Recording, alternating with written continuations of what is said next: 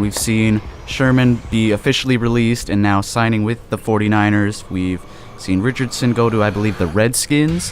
He's Jimmy Vikings. Graham, Vikings? Yep, okay. Which Richardson? Paul Richardson signed with I thought you were talking about Sheldon. I'm sorry. That's my fault. Yeah, both the Richardsons are gone. My fault. Jimmy Graham to the Packers.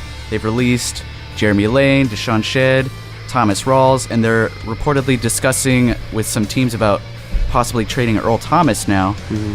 So their roster is clearly going to be a lot different next year.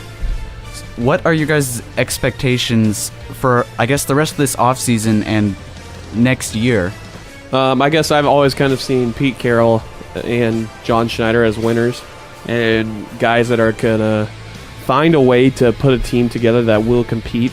It's not going to be the same as it has been the last couple of years, but I fully expect this team to not win the division because I think that's out of the question. I think the Niners and the Rams are going to take that, but I still believe that the Hawks will have enough. Russell Wilson was almost an MVP candidate last year. Mm-hmm. And so if you put a couple pieces into that offensive line, that offense could be deadly. I think it's just going to be more of a question of how good is the defense going to be. But ultimately, I believe they still have enough pieces to contend for a wild card spot. Yeah, wild card at best. I think I would agree with you on that one.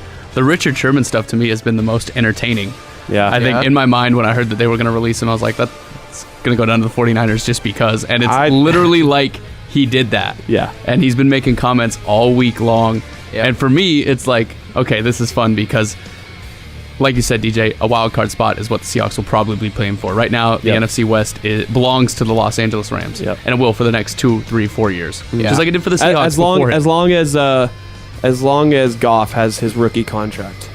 The same thing happened for the Seahawks, right? Yeah, exactly. It's the exact same situation. Yep. So the Rams have this division right now, barring, obviously, mass injury to 12 of their 25s or whatever. Like the Mariners. Yeah. Right. So Sherman going down to San Francisco and then talking about how he was cut from the Seahawks and how Pete Carroll's philosophy belongs in a college setting. True or not, it's adding fuel to a fire for definitely the second and third best team in the division to just, it adds storyline going into the games that they'll mean something, but those two teams are playing for wild card spots, and it'll be fun. It'll be more fun than it would be if Richard Sherman had gone to the Patriots or somewhere else. Yeah, and I was listening to Sports Talk Radio while I was delivering pizza. Shout out Pizza Time, best delivery or best pizza in Puyallup, but Sherman's not dumb, and he's just going to keep adding fuel to the fire to kind of fuel that 49ers and Seahawks rivalry because he's been a part of that for so long. And in order to get the fans involved, get people to the stadium in Santa Clara, he's going to make those comments, make those little jabs back at the Seahawks so it can become that rivalry that it once was. I'm sure it's not over. He's going to say some more before it's all said and done. Here's the question, though. Are the 49er fans actually going to support Sherman after his history of run-ins with some of their players? That's actually a really good question. Yeah, I think they're soaking this up right now. I think they're fully bought into what Sherman is saying, and I think they fully believe that he actually does, in fact. Maybe he has disdain for the Seahawks, but he doesn't hate them. But they're buying into where they think that he hates the Seahawks based on what he has gone out there and said.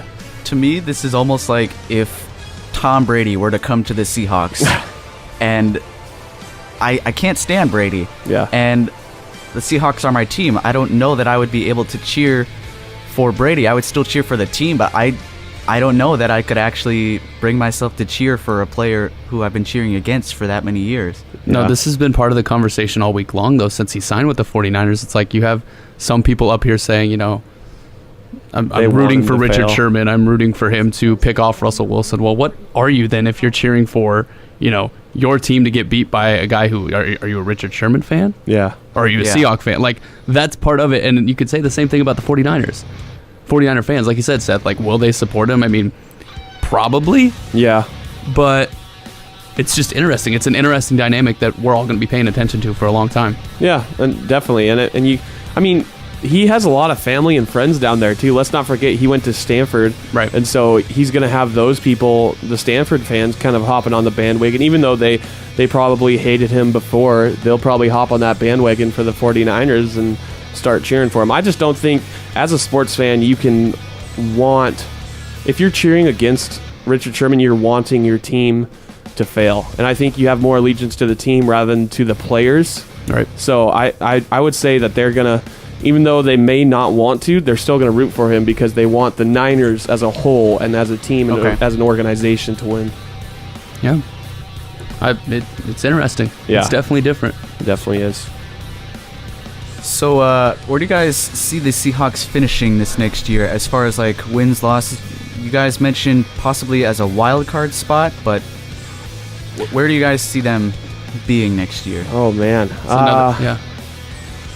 that's another good question. I think that they're the second or third best team. It also depends on what they add as well. So far, they really haven't added anything. Right, everything's kind of like cleared out. You mentioned, felt like 10 names there at the beginning of the segment talking about how they're all gone. And yeah, they are. I think that they added a tight end in Ed Dixon this morning. Just this morning, yeah. I don't know if that's a major addition. I feel like that's pretty just another guy as far as that's concerned. I mean, I don't know. It depends on the pieces they add to that defensive side of the ball. They could. Here's more interesting, a little bit more relevant too, is the Earl Thomas discussion. Mm-hmm. Is he a part of the team or is he not? Kind of seems like he's not going to be at this point. Yeah. I mean, I'd hate to see him go, but his value's still pretty high. I know the Seahawks are reportedly asking for a first and third round pick, and if you can get something close to that value, I say take it, because chances are his value's only going to go down his contract's up after this year, so if you would end up having to franchise tag him, or you'll just lose him in free agency for nothing. Yeah, I mean, I think with everything that's been going on, I think he's gone. And if you can get a first and a third for him, that would be ideal. That gives you 2 first-round picks. That could add 2 playmakers to this team right off the bat, rather than adding them in free agency. You get them young, you kind of rebuild, and that's kind of the sense I'm getting from the moves that the Seahawks have made. Is they're going for that rebuild. They're kind of flushing out the system with all the old, and they're wanting to bring in the new, and that's what that would do, is by bringing in a first and a third round pick, which they don't have a third round pick as we speak. So that would help put the building blocks down. That is some crazy value, and I think they're getting people or teams that are willing to give that much. Yeah. If that's the asking price. I mean, that's wild for a year. It's a 1-year trade. And I think a lot of it will depend on if teams have the cap space to sign him after this 1 year. Right. Because right when you trade him, the discussions are going to talk if you want to re-sign Earl, which teams are probably going to want to. So I think that's kind of a discussion too. I know that the rumors have been about going to Dallas, but they don't really have the money to sign, at least right now, unless they trade Dez, the money to re-sign Earl to that long-term contract. So that just adds in another layer to this whole dilemma or whatever. It's very interesting. Yeah, but we'll see. Regardless, many changes going on for the Seahawks this offseason. I'm sure they're not done yet. I don't know that they're going to do a whole lot in free agency, but time will tell. Should be interesting. We'll see who they end up drafting. If they end up picking up a couple more picks, they tend to trade down to pick up some more picks, so we'll see if Schneider does that again this year. But any last thoughts, guys? Yeah, I don't see him.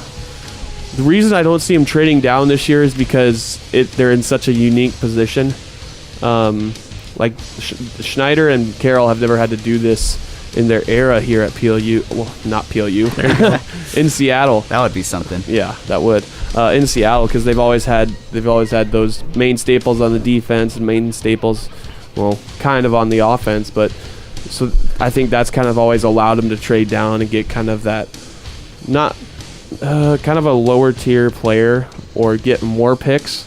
So I think this time out they're focused more on quality rather than quantity. Personally, I've been more surprised at like fan reaction from the removal of fan favorites like Richard Sherman and Michael Bennett. Like, for the most part, the general public seems to be pretty okay with the moves that have been made. And like, the Sherman one shook a lot of people.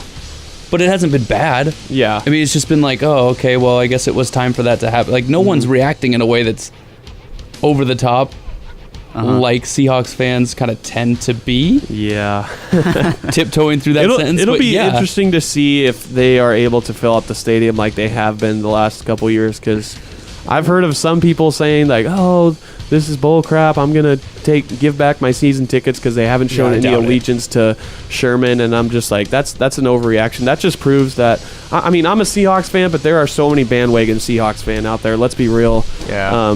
It's a bandwagon fan base, and a lot of people jumped on that bandwagon during those glory days, or the few years that they were Super Bowl contenders. I got to talk to the people you're talking to, because, like I said, I have not seen anything like that from the majority of people. I've heard it on the radio, so that's not people I'm directly talking to. That's just from the radio. Yeah, I guess my final thought would be a little disappointment in the fact that they only got one Super Bowl ring in this era. They had the talent. They were there 2 years in a row. They had the chance to be there 3 or 4 times. So I guess I'm just a little disappointed that they only got the one.